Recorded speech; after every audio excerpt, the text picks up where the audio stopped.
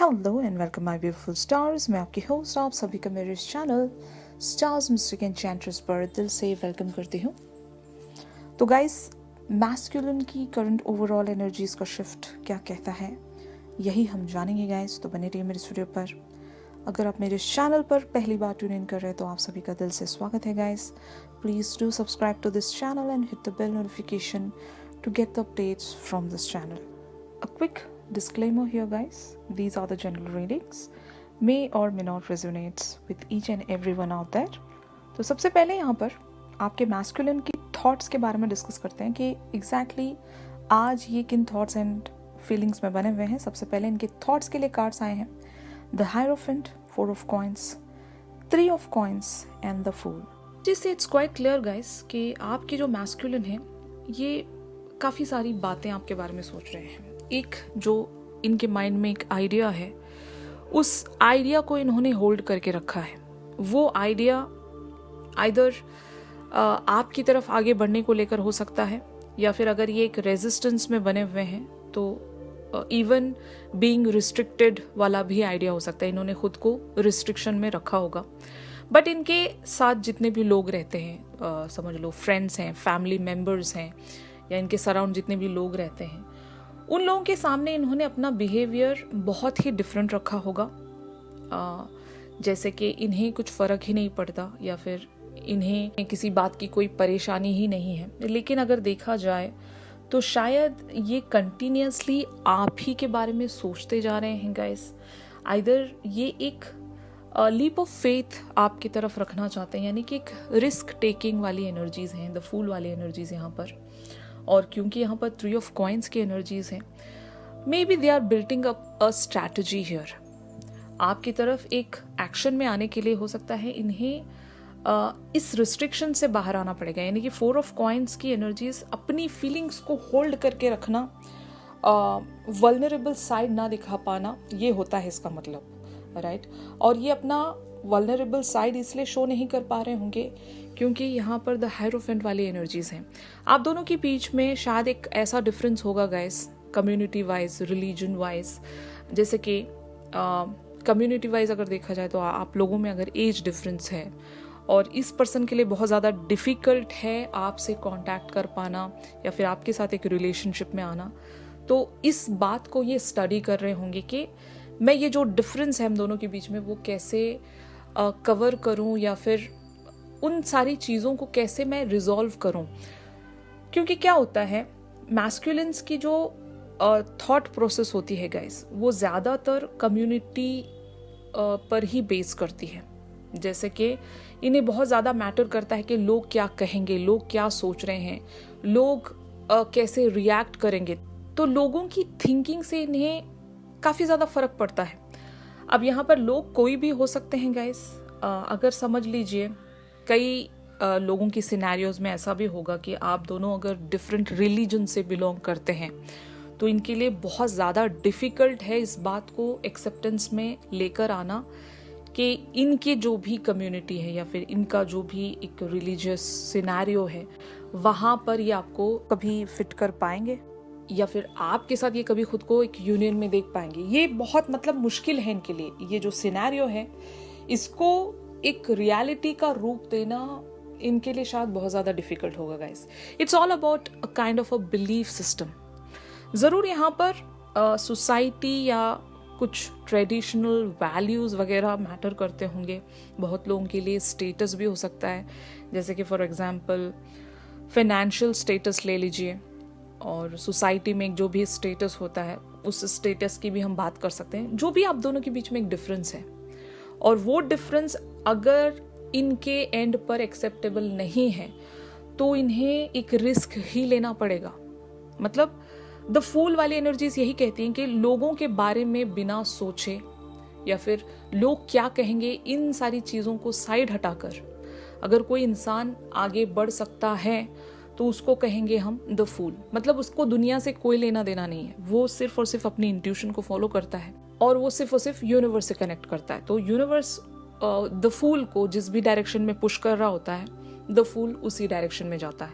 तो आपके पर्सन यहाँ पर एक जब लीप ऑफ फेथ वाली एनर्जीज में आने की कोशिश कर रहे हैं तो ये कई सारी चीजें सोच रहे हैं। एक तो ये अपने बिलीफ सिस्टम पर एक होल्ड बना कर रख रहे हैं with the 4 of coins energies कि ये अपने बिलीफ सिस्टम को इतनी इजीली रिलीज नहीं कर सकते। ये रूटेड होगा, जैसे कि बचपन से ही इनके अंदर ऐसी सारी बातें आ चुकी होंगी। अब ये अपने उस बिलीफ को चेंज कर पाएं, ये इनके लिए बहुत ज़्यादा मुश्किल है।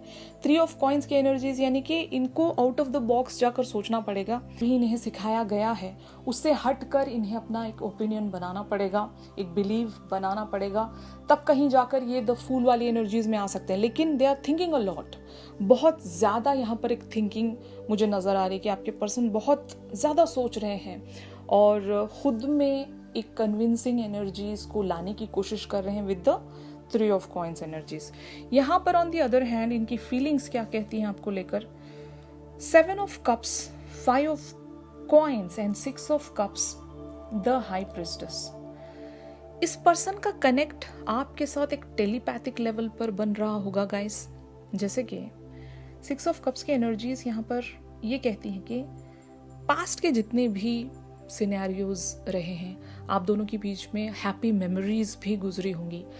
हर एक स्टेप पर इन्हें शायद आपकी कही हुई आइदर बातें याद आ रही होंगी या फिर आपके साथ इन्होंने जो जो भी कन्वर्सेशंस के चलते डिस्कस किया था वो बातें ये भुला नहीं पा रहे हैं। अगर आप दोनों ने एक अच्छा खासा टाइम स्पेंड किया है तो वो टाइम इन्हें याद आ रहा है।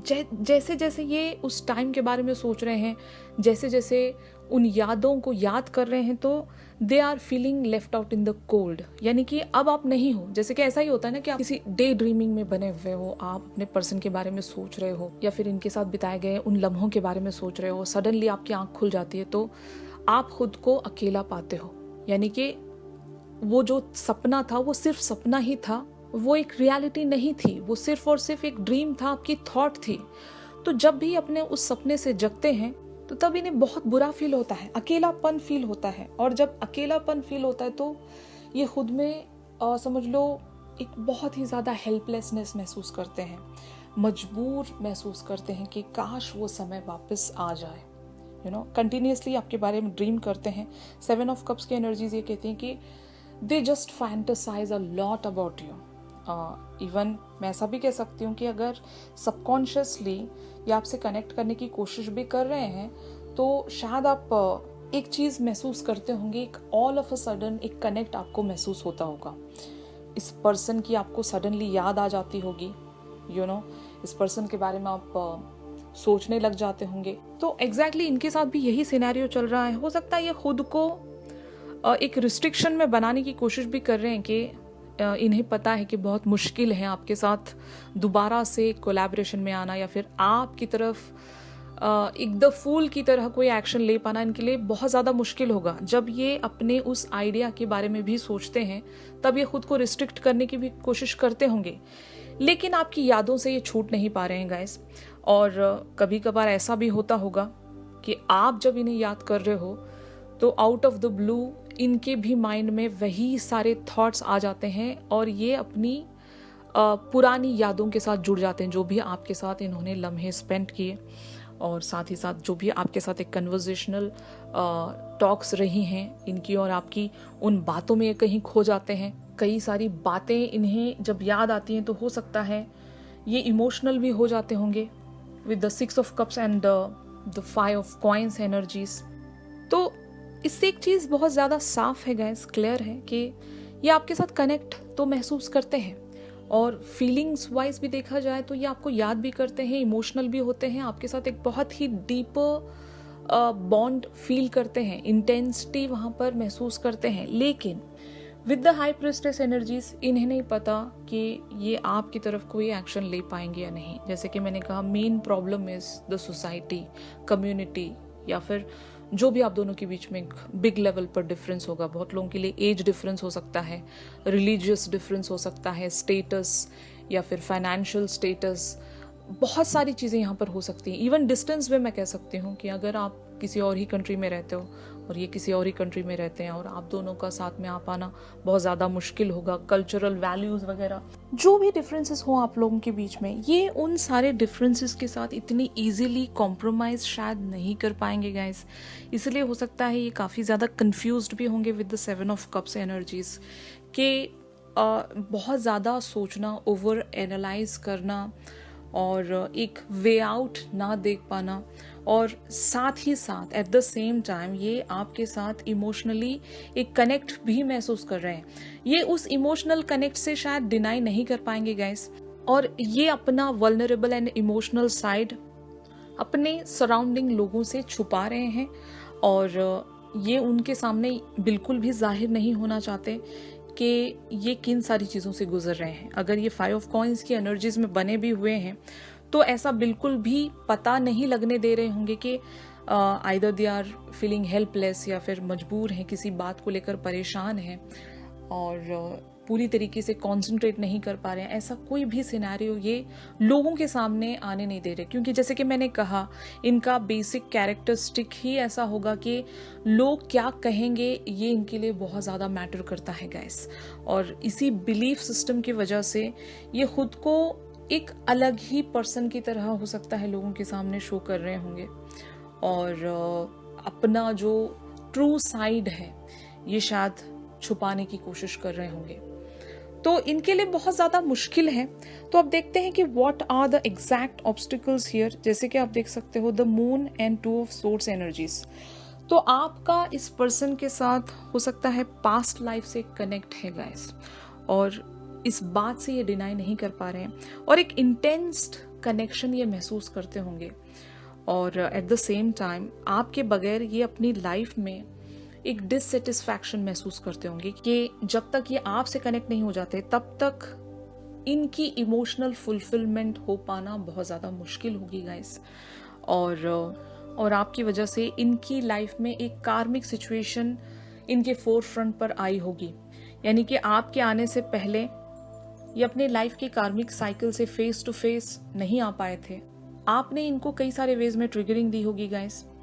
अगर आप इनसे वॉक अवे हुए हो, अगर आपने पास्ट इवेंट्स के चलते इनसे एक सेपरेशन बना लिया था, तो ज़रूर इनको डीपन वे पर एक ट्रिगरिंग वहाँ पर मिली है, और आपसे एक सेपरेशन के बाद हो सकता है इन्होंने अपने लाइफ के कई सारे एरियाज को एक्सप्लोर किया जो शायद अगर आप नहीं जाते, अगर आप इनसे वॉक अवे नहीं होते तो ये कभी नहीं समझ पाते।